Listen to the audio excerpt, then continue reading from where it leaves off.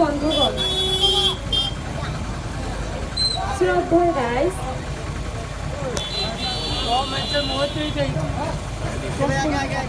আমি ১ নং কাকড়িপাড়া জেলা পরিষদ সমষ্টি এসোসিয়াই দলের মনোনীত প্রার্থী নাজিমা বেগম।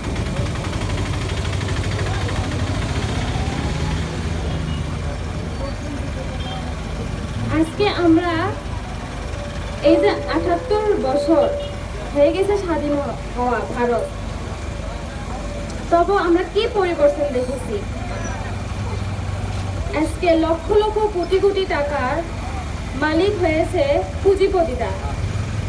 তারা আমাদের গরিব মানুষ, মেহনতি মানুষ, তাদের শোষণ করে লক্ষ লক্ষ কোটি কোটি মানুষের টাকা মেরেছে।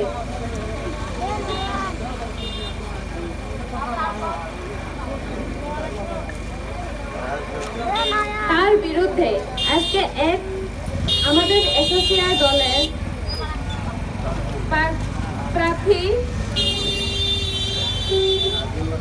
নাজিমা বেগম, আমি আপনাদের কাছে আবেদন করছি, আপনারা আপনাদের মহামূল্যবান ভোট তৎচিহ্নতে দিয়ে আপনাদের